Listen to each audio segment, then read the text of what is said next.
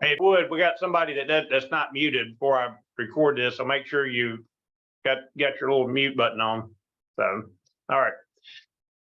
Welcome, everybody, and we've gone through two little 20-minute modules here on hippocampus, what it is, and one of the things that people look at a lot is I was in Conroe, Texas at ErgoFlex giving my Module 1 seminar this past weekend. If you missed that, you missed a gangbuster, I can tell you that. And I had one person that called me talking about Alzheimer's because I have a website and about WeSaveBrains.com, and people from all over the United States actually links to this thing. And one gentleman had said that he was looking at doing stem cell therapy for Alzheimer's. And the thing that we have to understand with these complex chronic illnesses is the reductionist mindset, meaning that we're going to do one thing to solve this complex neurological disorder, just is not going to happen. And I've coined this phrase years ago that's called, stop looking at the blinky light. And I use that example for neuropathy or knee or hip. And those things work fine if we're dealing with acute types of care. But when we step into this chronic world, this chronic complex illness, sitting here trying to say, what's your protocol, or what's the one thing that you do, or what's the two or three things that you do? I mean, my goodness, it just, when a doctor talks to me like that, that means he literally is clueless on how to help these people, because this is a multifaceted problem, which is going to require multiple types of therapy.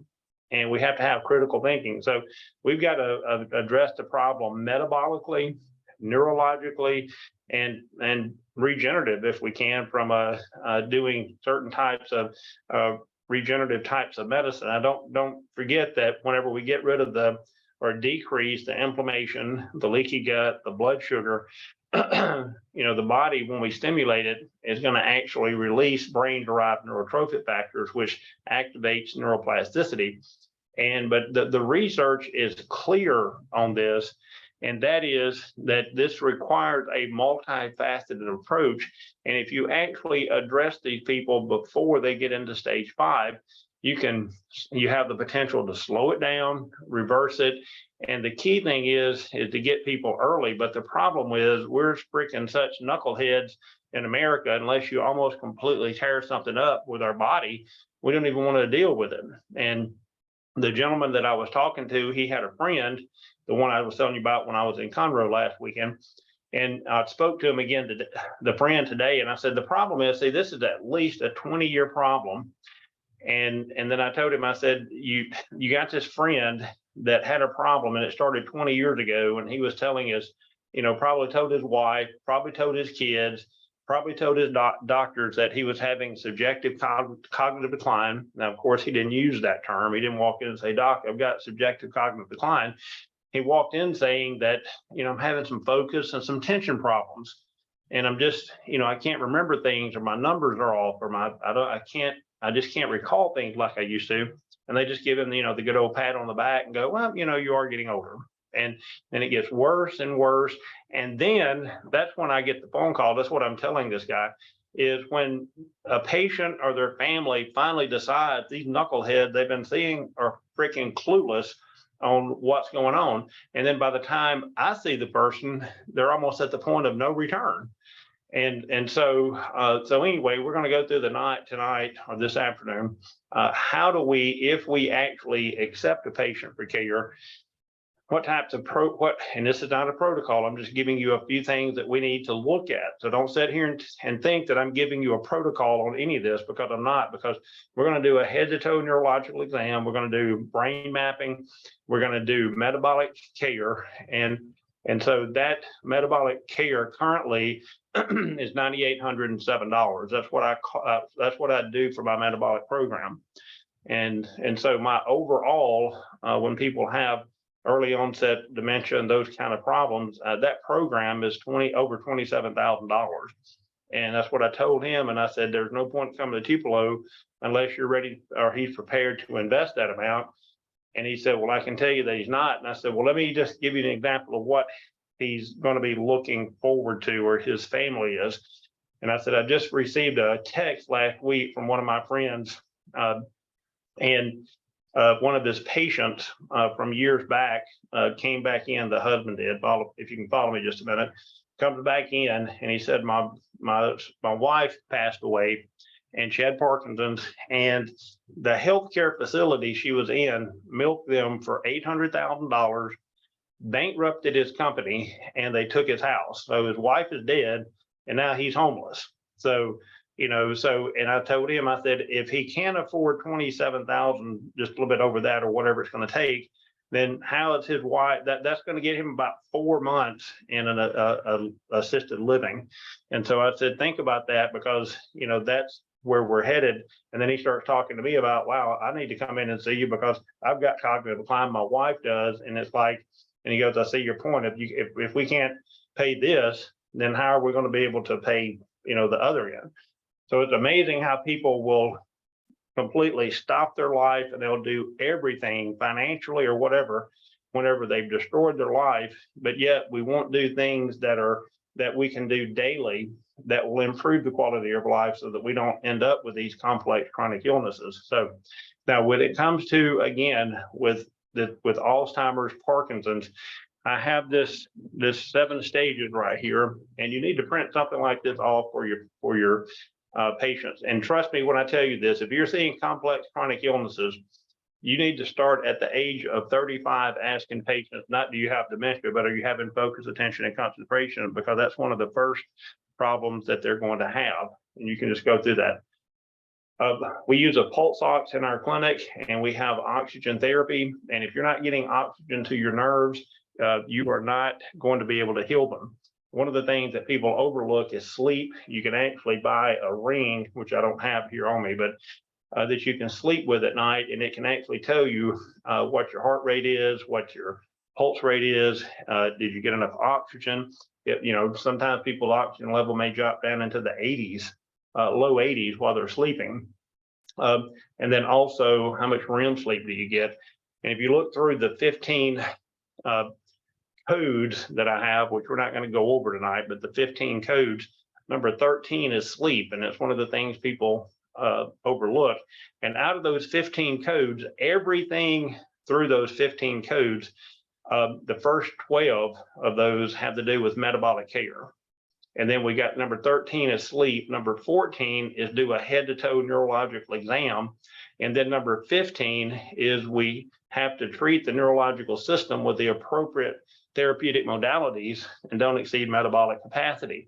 So see what happens when we get dumbass doctors that call me up and go, hey, I got this patient with this, tell me what to do. And I'm like, dude, I give entire seminars on this. And so, and I can't tell you over the phone what to do with this, because when somebody says, what do I do? See, they've skipped the first 14 codes and said, just tell me what to do on number 15. And I'm like, that doesn't make any sense at all. So, and if you follow these codes, you can actually help patients. And then, but here's going to be some of the treatments once we get to 15 and we address all the metabolic aspects of the care. What do we need to do? Well, number one is we got to look at oxygen. Number two, if they have decreased blood flow, that's vasculature.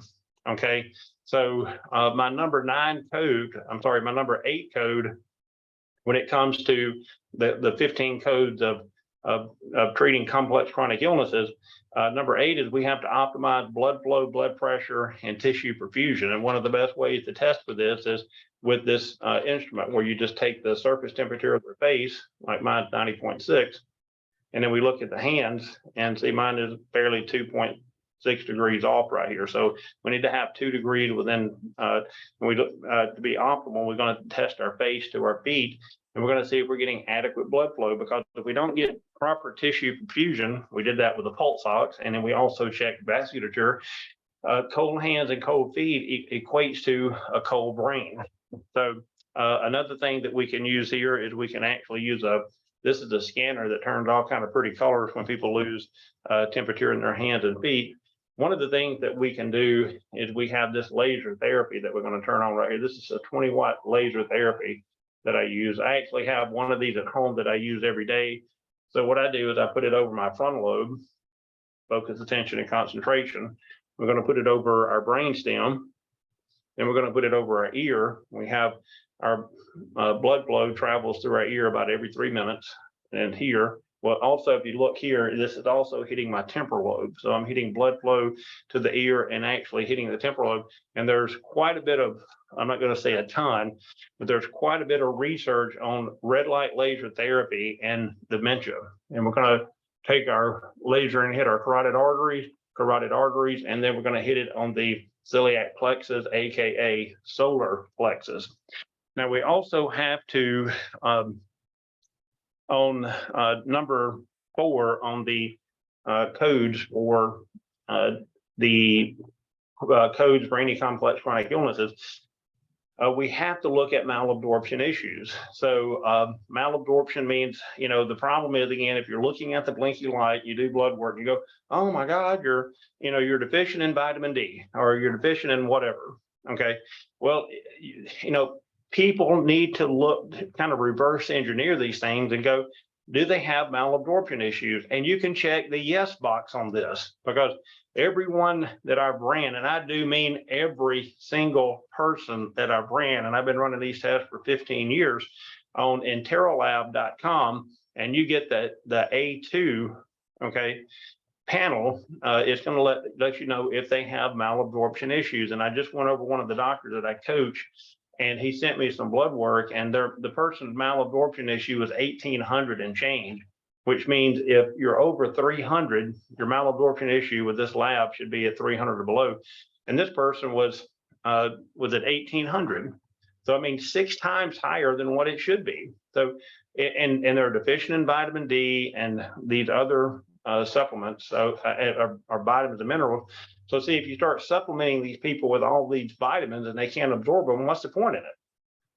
The patient also had on the InteroLab the units for positive anti-gliadin IgA, which means the gluten gene's been turned on. If it's 10 units or higher, the gluten gene's been turned on. And this person was 201. So just think about that just a second, 20 times higher. His casein, which is the protein in milk, is 16, let's see, what was it? It was 160. So it was 16 times higher. And then eggs was 8 times higher, and then soy was about 2. So see, when we're talking about getting all of these things solved, like with oxygen and laser, but yet you're in here and we're not addressing these inflammatory autoimmune problems. I'm not saying we can't get a honeymoon phase, but I'm not in the business of getting honeymoon phases. I'm in the business of getting people before they get into stage 5, which means they get into stage 1 or less, and actually optimizing the recovery. Now we do a test, which is called the Cyrex Links test. And on there, you're going to have one of the parts of the test is going to let you know if the person is producing brain-derived neurotrophic factors. So again, if you're not producing enough brain-derived neurotrophic factors and a person comes in with focus, attention, and concentration, we're going to be limited as to how far we can take these people.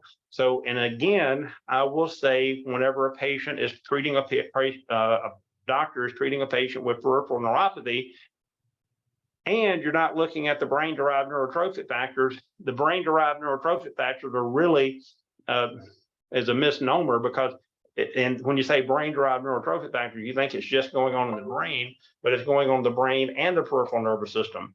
And then research has clearly stated that this lion's mane mushroom activates brain-derived neurotrophic factors, and this Hawaiian coffee bean extract does. And this is what we give patients with these neurological disorders. One of the things patients don't want to hear is they don't want to hear that they're going to have to get their fat ass off the couch and they're going to have to exercise. And I don't mean walking across the living room floor to get a 6-pack of gluten beer, okay, or beer or whatever.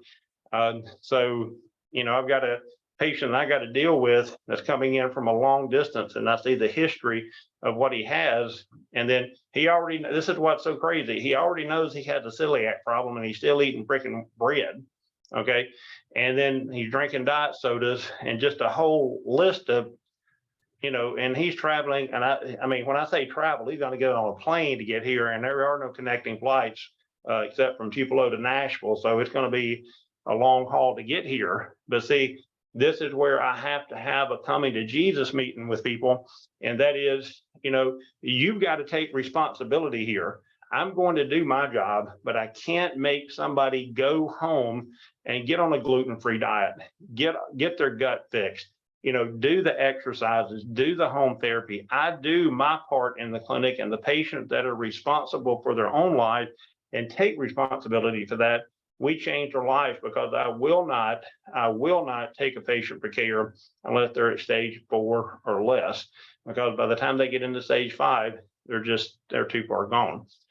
So these are the things that you have when we're treating this hippocampus.